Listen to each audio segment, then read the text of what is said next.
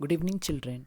So, in the previous classes, we have learnt about the cell. We have seen what is a cell made up of, what are the different components of cell, how it functions, right?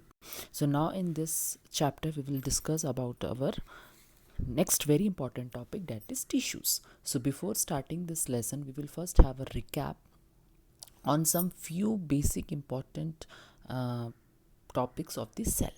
So in our cell chapter, we have seen that based on the number of cell present, we can divide organisms into two categories, isn't it?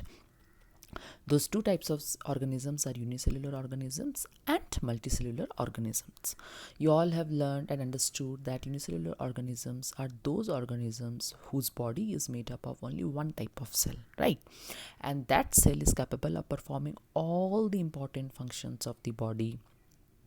On the other hand, multicellular organisms are those organisms whose body is made up of more than one cell. That is, body is made up of two and more than two. It is made up of trillions and thousands of cells, right?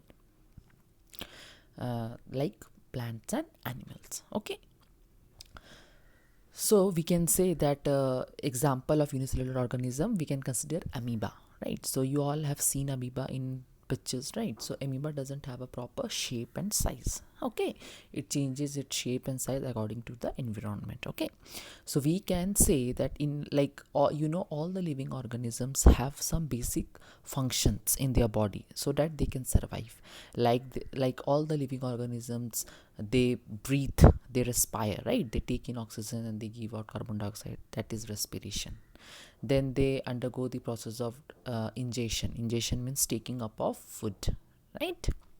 Then they undergo the process of digestion, right, in which the food is being digested. And once the food is digested, the undigested food needs to be excreted out of the body by the process of excretion. Okay, and above all, since the organisms are living, they must undergo the process of locomotion and movement.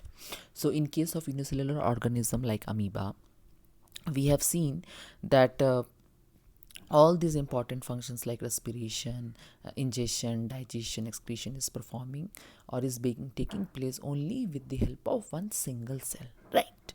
But when you see multicellular organisms, suppose if we take the example of human beings, of our body, right? So suppose when we talk about respiration, so do all the cells respire in our body, or all the cells of the body helps in respiration? No, only the cells which are present in the lungs, right, they are responsible for respiration, right?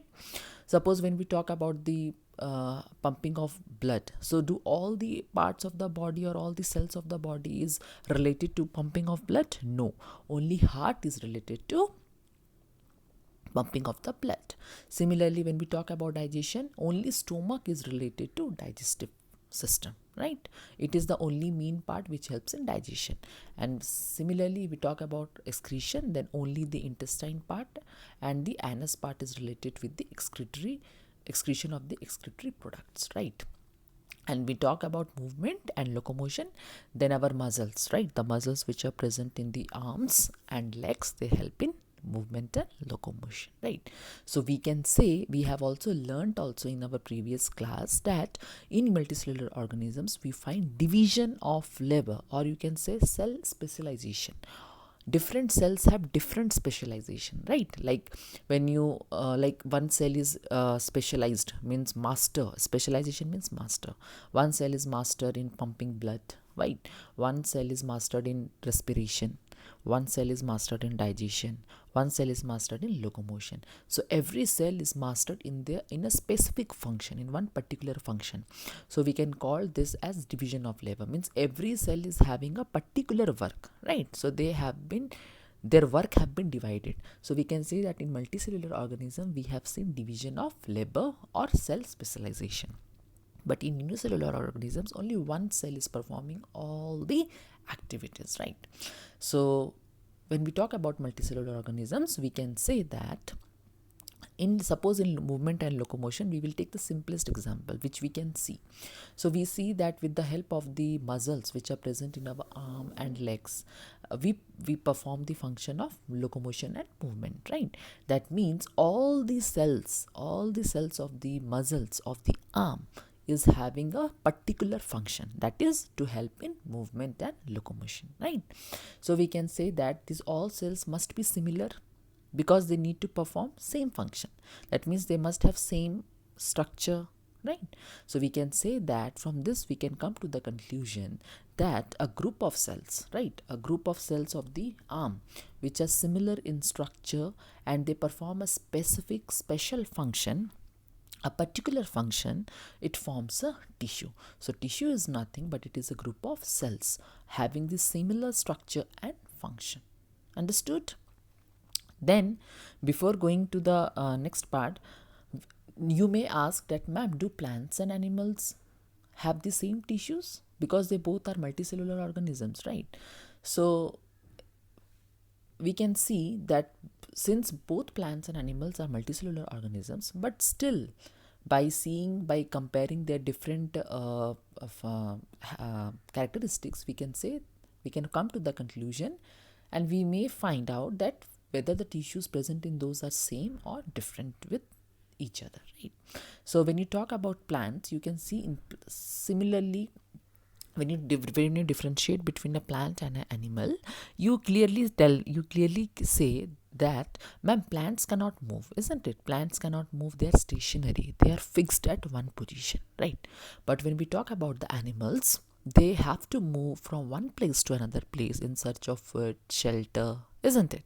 So we can say that since plants need not to move, so they don't need much energy, right? Instead of energy, since they are fixed at one position, they need support to stand at one position, to fixed at one position, right? So we can say that their tissues are having dead cells. Just now we have learned that tissues are group of cells. That means since plants do not move, they have to be fixed at one position, so they don't need much energy, right? So instead of needing much energy, they need much support, right? So from where do we get that support? The plants do get that support from the tissues, but those tissues are made up of dead cells, right? Understood? On the other hand, since animals have to move from one place to another place, so they need much energy, isn't it? You need much energy to perform any kind of work in the body, right? So they need tissues. Definitely tissues will help the animals also, but in this case the tissues are made up of living cells. That is the first most important difference. Then we can say that when you talk about a plant, have you seen that all the plants are equal in shape and size? No, some are taller, some are shorter, right? Suppose you talk about a single plant. In single plant also you will see that some leaves are small, some leaves are big, some branches are long, some branches are short, isn't it? They don't, some part of the stem is little thick, some part of the stem is little thin. So in a single plant also you can see that the growth is not uniform, right? So we can say that in plants the growth is not uniform, okay? But on the other hand, when you talk about the animals, suppose you take human beings, so do we have one hand longer and other hand shorter? No, both the hands are of equal size and they are having the same shape. If one is thick, if one leg is thicker, the other is also thick. It's not like one is thick and another is thin. That means in animals we can see a uniform growth. Means wherever in the body you compare, you will see both the parts are equal. They have a uniform growth, right? So since we can say that growth in plant is limited means growth in plants takes place only at certain regions, not all the regions, right? But in case of animals, growth takes place in every part of the body and it is uniform, okay? So these are the two basic differences. Like first one, we can say that tissues are made up of dead cells in case of plants, as they need support. Why they need support? Because they are not moving from one place to another place, so they need to be upright and fixed, right?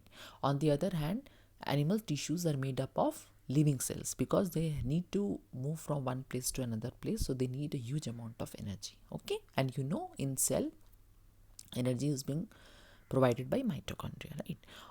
Then the second basic difference is that plants growth is not uniform. Some parts are having some other shape, other parts are having some other thick length, girth, everything, right?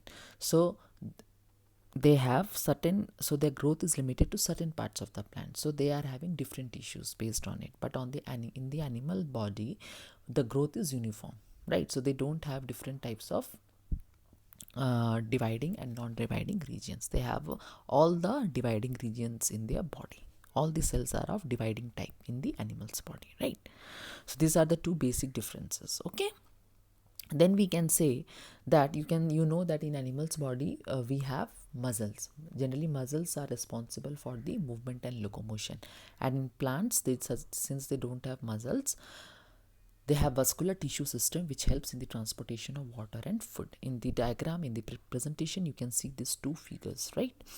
We have three types of muscles in our body, that is smooth muscles, which are present in the internal organs of the body and you cannot control it, like the muscles of the stomach, alimentary canal. Okay, so these are all smooth muscles, means you cannot control these muscles, you cannot control the movement of these muscles, and they are present in the internal organs. Okay, then skeletal muscles. Skeletal muscles are the muscles which are present in the legs and hands, like all throughout the body, which is attached to the bones, which helps in movement and locomotion, and you can control the movement of this muscles, of course. Okay, and the third type of muscles is again cardiac muscle. Cardiac means heart. These muscles are present in heart, and these are also involuntary, means you cannot control, right? Can you control the breathing of your pumping of your heart, palpitation of your heart? No, it's involuntary kind of muscle, right? So we have seen that in animals, locomotion and movement is being taking place with the help of muscular tissues, those tissues which are present in the muscles, and they are of three types: smooth, skeletal, and cardiac. In plants, vascular tissues are present. Those vascular tissues are nothing but the tissues that helps in the conduction of water and minerals from one part of the plant to the other part, and they are xylem and phloem. In the diagram you can see xylem. Xylem helps in the transportation of water and minerals from the roots to different parts of the body, and phloem helps in the transportation of food from the leaves to different parts of the plant body. Okay, then we will see in the next slide, as we have discussed already, that plants and animals don't have similar type of tissues, right? So now we have seen that plants are having limited growth. So in some part of the region where the growth is taking place, the cells are of dividing type. We have learnt in the previous chapter that cells undergo the process of cell division and they produce new type of cells, right, which helps in growth, repair of the body. So similarly, since those parts of the plant which are having growth, so they must be having dividing cells. In those regions, cell division must be occurring, right? And in those parts of the plant where the growth is not taking place, they will have cells, but those cells will not undergo the process of cell division, right? So based on the capacity or dividing capacity of the tissues in plants, the plant tissue is divided into two types, right? Meristematic tissue and permanent tissue. In this slide you can see it's being written there that plant tissues are mainly of two types. On which basis? On the basis of the dividing capacity of the tissues, right? Meristematic tissues and permanent tissues. From the name itself you can make out that meristematic means dividing. So the one tissue which is having the capability or potential or function of dividing throughout its life is known as meristematic tissue, right? And on the other hand, permanent means those tissues which have lost its capability of dividing. So they are permanent, they cannot divide anymore, and those tissues are known as permanent tissues, right? Meristematic tissues, if you see, meristematic tissues are having a thin cell wall. You know, cell wall, every plant cell is having a cell wall in addition to cell membrane. So in meristematic tissue, if you see, the tissues are made up of cells. So the cells of the meristematic tissue have thin cell wall, okay, and they will have a thick cytoplasm, dense cytoplasm. Why? You know that cytoplasm is responsible for carrying all the vital functions of the cell. Since these cells are associated with growth, so they are very much active, right? So since they are very much active, their cytoplasm will be very much dense, okay? And not only that, they have a prominent nucleus, because you know nucleus helps in cell division, right? So nucleus will be very much prominent. You can easily see that the cells will have a thin cell wall and it will have a dense cytoplasm, right? Now on the basis of its presence, again meristematic tissue is divided into three categories: apical meristematic tissues, intercalary meristematic tissues, and lateral meristematic tissues, based on the presence where the meristematic tissue is being present. Okay, and permanent tissue is of again two types: simple permanent tissues and complex permanent tissues. Simple permanent tissues means which is made up of only one type of cell. You know, tissues are made up of group of cells. So if those group of cells will have all the same type of cells, then it is simple permanent tissue. And if those group of cells will have different cells within them, then it is known as complex permanent tissue.